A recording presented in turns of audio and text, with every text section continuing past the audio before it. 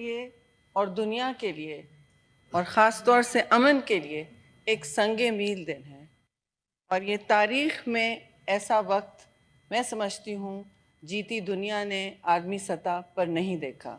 तो उससे पहले मैं आपका भी शुक्रिया अदा करना चाहती हूँ और जो इंटरनेशनल कम्युनिटी के सफ़ीर यहाँ जमा हुए हैं उनका भी शुक्रिया अदा करना चाहती हूँ।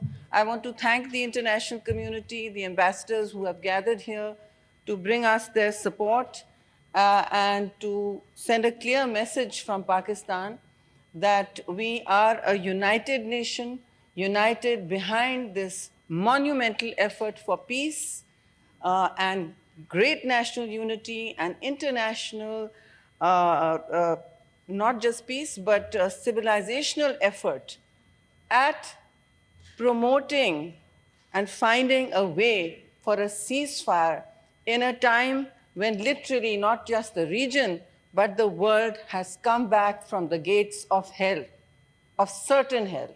So Pakistan has brought not just the region, I'm very clear. We all know that this war was taking us to the gates of from the jaws of a terrible, terrible scenario, which were once considered unthinkable in this entire historical spectrum.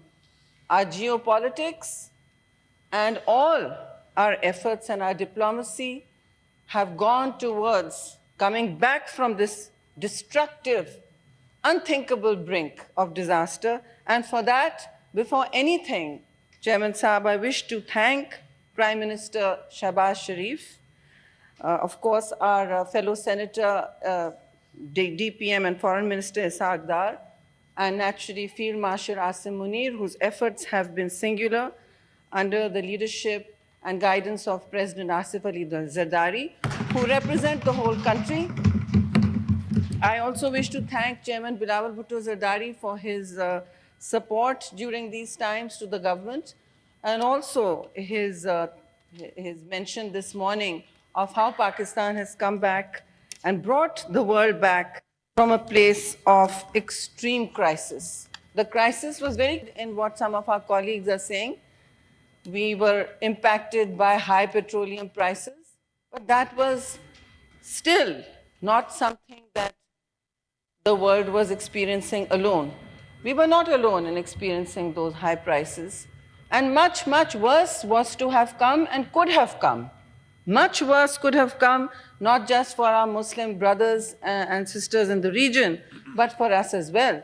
So it is time to thank all those who have in their own countries sat up all night, worked the phones, sat up together, and also brought us to a place of ceasefire and understanding. It is, as we understand, a fragile peace. We all know that.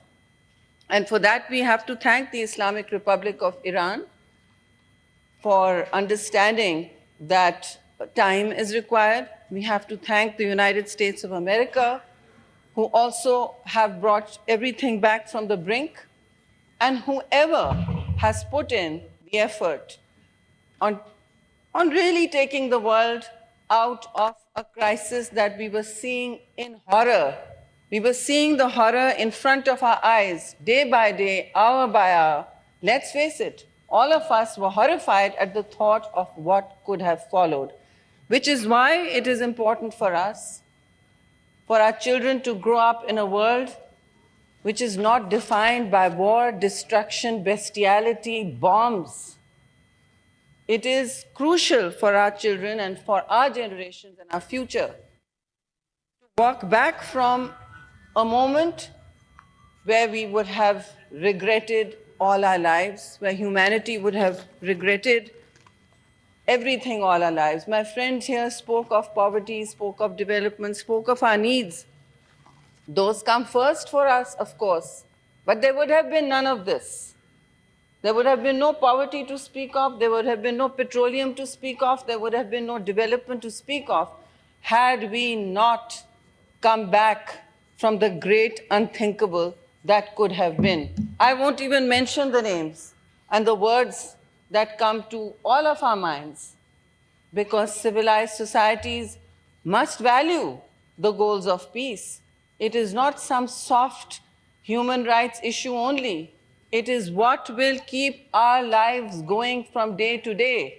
It is what our children will grow up facing. Will they be going to schools tomorrow? Or will they be sitting in camps running from bomb to bomb? Like the children of Gaza run. Our hearts still bleed for them.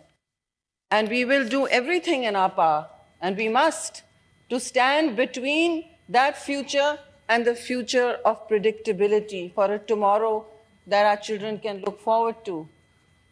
I have lost a child the last 2 weeks, and I know what it means to have a world where the bombs rain instead of blessings. Let us give them those blessings, and let us value those blessings, Chairman Saab, where now Pakistan stands proud, whether anyone likes it or not, as a net security provider for the region, simply because, not because of what we won in a war with a neighbor who always seeks to be a spoiler for peace, not because of anything else except from that day to this, Pakistan has always, in every situation, sought to rescue a victory from the jaws of everyone's defeat. This would have been everyone's defeat, Chairman Saab. There would have been no victors in this war. No victors. किसी की फतह नहीं होनी थी इस जंग में. तो पाकिस्तान ने आपको वहां से निकाला है और हर वक्त अमन की तलब की है, अमन की प्रोविजन में, अमन की हुसूली में तगो-दो करके इस वक्त तक इस दुहाने पर इस जंग के दुहाने से निकले हैं, बढ़ती हुई जंग, और इस जहन्नुम के दुहाने से निकाल के लाए हैं. लेकिन हमें ये भी याद रखना चाहिए कि ये जो 2 हफ्ते हैं, the 2 weeks to follow, they are not just Pakistan's responsibility. To maintain this fragile ceasefire and to build on it for a sustainable, durable peace that will benefit our generations to come, the whole world must unite. Each leader everywhere must remember the weight of their responsibility, the weight of the burden they carry as leaders in the global community. Then we will see that whatever spoilers arise, because Pakistan has lived with so many wars in the region, we know about spoilers. We know how they come, we know how they plant false flags, and we know how they go away fighting a war of narratives. This cannot be only a war of narratives and bombs. We must win that peace too. And the world must come together to win that peace for all of us. It is not only Pakistan's responsibility. We have met that responsibility with spectacular commitment, sir, and hard work. So now the time has come for others too to take up their responsibility and be vigilant. These 2 weeks are make or break.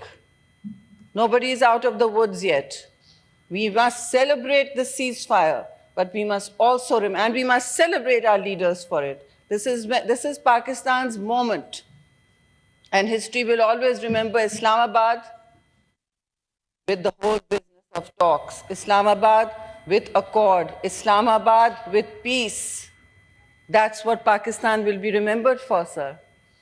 But to ensure that this goes through, to become a sustainable reality, and for these values to come to fruition in the world that we all live, the air that we all commonly share in the region, the water, everything.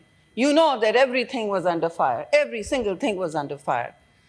Now, we must fight very hard to come back from that and stay there, and from there go to a place where our children, where all of humanity, no matter what religion they are, no matter what country they come from, remember the goals of high civilizations.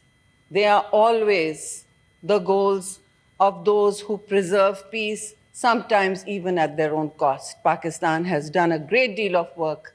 We will continue to do it, inshallah, but so must others. Thank you very much.